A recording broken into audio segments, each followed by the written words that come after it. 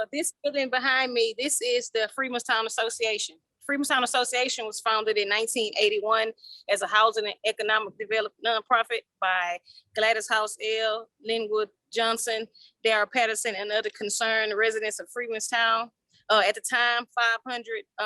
In 1983, Ms. House and a member of the Historical Commission took a tour of Freedmanstown to partake in this rich history and see all our heritage.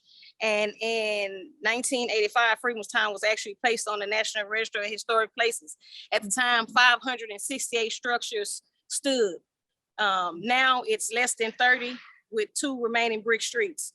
Right, so now we had the federal protection in the 80s, but we didn't have the local protection. So that's how the city was able to make cuts in the streets and bulldoze a lot of our historic structures. Most of our oldest churches and structures were destroyed due to eminent domain and all other kind of city attacks.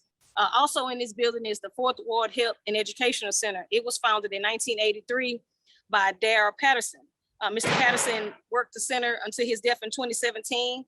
Now the center has a Darrell J. Patterson Innovation Lab where we launched a STEM pilot, to teach kids the coding. They're actually developing a video game to save this historic community from further destruction. And so that's the plans that we have. And Freedmanstown Association also provides affordable housing for grassroots residents who were pushed out due to gentrification. So we have 3 units here. We have 4 units on the next street that we provide affordable housing. And you don't have to be on government assistance. You don't have to be on anything. If you have grassroots or your family have grassroots in Freedmanstown, we have affordable housing so that you can live in your community that was founded by your people in an affordable rate where you can actually prosper. And so that's kind of some of the things that we're doing to kind of help combat the gentrification, because I tell people all the time, gentrification is not about race, it's about green dollars, and whoever can pay at the time, that's who they're gearing toward. And when you can't pay, it doesn't matter the color of your skin, you got to go too. And so I've seen gentrification come right back around 20 years later and get the new residents with the increased taxes, because taxes are so high down here. And they felt like they were tricked and bamboozled to come down here too.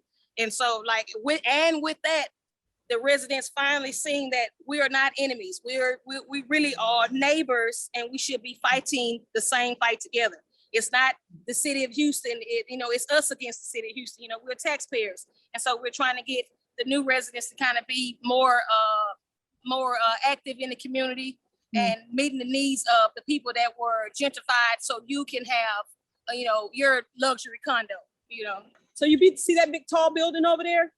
Okay, so that's where Allen Parkway is, over in that area. It used to be a cemetery right there that they're building that on top of. You see the apartments in front of that? That used to be a wall across there where they separated San Felipe Courts from the Black community. And they built San Felipe Courts in 1942 for white World War II veterans returning from the war, because they didn't want Black people and marginalized people staying between River Oaks and downtown. So they decided to put whites in between a Black community, which took up over 1/3 of the land, which was 37.5 acres that they took in order to build San Felipe Courts. And they took it through eminent domain. And so my thing is, if you take it through eminent domain and you do not use it for what it was meant for, the people that originally owned the land still should be able to own their land.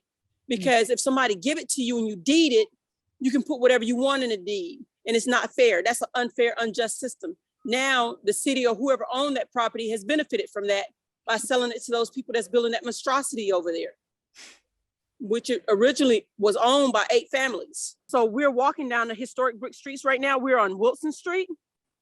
And this is St. James United Methodist Church, which is the oldest church in the community. And remember that big monstrosity I just showed you? That church used to be located over there, and they bought that church from that area whenever they condemned that area and took it on horse and buggy and brought it here to this location. You see like the brown stuff in the road, look like trails. That's where the trolley rails were. And so can you see the entire house right here? This is Pauline Gray's house. So the unique thing about that is that Miss Isabel Sims actually owned this property, and right before she purchased this property, Jack Yates actually had to purchase it for her. But before she purchased this property, he had to purchase because her husband died, and women couldn't purchase property. So Reverend Jack Yates purchased it for her, and this is her homestead. And right next to it, you'll see the J. Vance Lewis house, and she gave them the property to actually build that house on. And you'll hear a lot about J. Vance Lewis. So J. Vance Lewis was a lawyer. He wrote this book in 1918, Out of the Ditch. So it was a book about slavery, about growing up in slavery. You see this house right? So this is J. Vance Lewis house. See all the work they're doing on it? See the windows. It is looking, boarded. it is looking so good. It is gorgeous. They are almost, I don't know if they're almost finished with it, but it looks so good considering what it looked like. It had the blue tarps and everything on it. They've done so much work on this thing. What is it being renovated for? Will it be part of? It's a law museum. Okay. It's a law, I think it's a law and education museum. But that's what it's been renovated for. So all the houses that Yates Museum is renovating or that they have a historical significance to the person that actually lived there. Like he was a lawyer. See this corner right here? I'm trying to point to it. This corner, this is where J. Vance Court was held. They had J. Vance Court because whenever African Americans actually went down to the courthouse, they were treated unfairly. So they start holding court here in the community. J. Vance Lewis also held a medical license. He was also a doctor. We're still walking down the brick streets, and we're gonna come. Remember, I was just telling you about Ned and Emma Pullum? So this is their house. This house is actually part of UNESCO. This house is actually part of UNESCO slave project. Yeah. They got the certificate for the slave route. So this is the guy I was telling you about how rich he was, the brickyard. Look at the windows.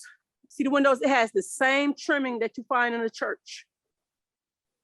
And then up top, you can see the trimmings up there, the details, the type of details. And right here, hopefully you can see what UNESCO is, what it says, because they have a mark on the side of it. This is the B.H. Rutherford. This is Rutherford Yates Museum. This is the museum. This house was restored with 80% of the actual material that came out of it. So this house has 2 front doors. And you know, with the 2 front doors, African Americans can stay in certain places. So whenever they would come to town, they would look for the house with 2 front doors. And the house with 2 front doors mean that, you know what, I can stay there. The family used one door and the guests used the other door. This right here, you see the before and after picture? That's what it used to look like before they restored it. It's they restored it with 80% of the actual material. That's pretty cool. So this is what the other side looks like, coming back up the other way. And so you'll see the church. You see this property right here, this bare property. This property was where Jack Yates' original home was. He purchased this property in 1869. The family still owns this property. It's been in their family since 1869 when he purchased it. So they still own it. And the lot, even with the Rutherford Yates, that was their lot too. He owned that too. But this is the lot that they took the house, and this house is actually at the Heritage Society. You can go in it and view it and everything, but they still own this property. And so this property is very significant because how many families still own property from 1869? No, not anybody I know. And these are some of the people that actually lived and served in historical Freemanstown. So that when people come, they understand that we put a face, when we're talking about, we put a face with it. And you can actually see some of the people that served down here. This is Reverend Jack Yates. Can you see where my finger is pointing? Yes. This is Ned Pullum and Emma Pullum. Wow. These two. This is Pauline Gray and this is J. Vance Lewis. And this is Reverend Lights. He was the pastor at Antioch Missionary Baptist Church. This is a picture of Bethel, which was one of the oldest churches, and it was established by Reverend Jack Yates in 1891. This is Macedonia, and we're going to show you Macedonia. It's right down the street. And this right here is actually St. James again, and this is Antioch. Antioch is at 500 Clay. Yeah. And these are just some of the people throughout the years you get a chance to see. These are a lot of the pastors that's here in the community that's still here, but you just kind of get to see people that actually live and serve down here. And now we're walking. See, we are still on Wilson, and see what has happened. The brick streets have disappeared, right? We're on asphalt now. However, it used to be brick streets. This used to be brick streets. You can see how you have new and old mixed together. See all these new buildings that they put in with the old ones. And so Sharonda was telling you about residents 20 years ago. You see the blue house and the beige house right there? That's what they did 20 years ago. Speed that up. You see that big monstrosity back there? That's what they're building now. They're building boxes. So and this is not even the worst one. That's just some of them. And so we're going to continue to walk down the street, because what we're going to do is take you down to the library, the Gregory School Library. And with going to the library, so the Gregory School was established in 1869 by private citizens. Then when they had the Freedmen's Bureau, they actually signed it over to the Freedmen's Bureau, and the government took over. The government started offering services in 1869 also. And if you ever look anything up on it, it'll tell you like 1870, but it's not. It's actually 1869. And this was the first school, one of the first schools for Blacks here in Houston. And it wasn't located here, it was located in another location. But this particular site has been here since 1926. And that we're going to show you. And it used to be 3 buildings. It's only 1 building now. And the front part of it is going to be a library. The back part is the facade of the original school. So all this skyline you're looking at right now used to be part of Freemantown. No joke. Yep. And you'll see like this right here, you'll see older houses, not a lot. The newer ones that came 20 years ago. And see that box? That box been built not too long ago. Okay, so these are the symbols and different things that are in the bricks here at the library. Now they won't let us go in to do anything, but those are the symbols and stuff that you see. When you walk up, that's what you see. You have the postings and everything that you see. Okay, and we're gonna walk around the back side of the library so you can see the front of the school. And this is like, it's not like you can come in here and check out books. It's like a, it's almost like, it has a gallery with a lot of pictures and different things like that of the community. It has a lot of community stuff that's in there, but it's not your regular library. I think it's like the second one in the country. You know, it's the first one in Texas, but I think it's a second or third one in the country that's like this. It's almost like a museum, but it's not really a museum. And so this is where we're coming around to now. We're on the back side of it. And this is the school. This is the original facade of this part of the school.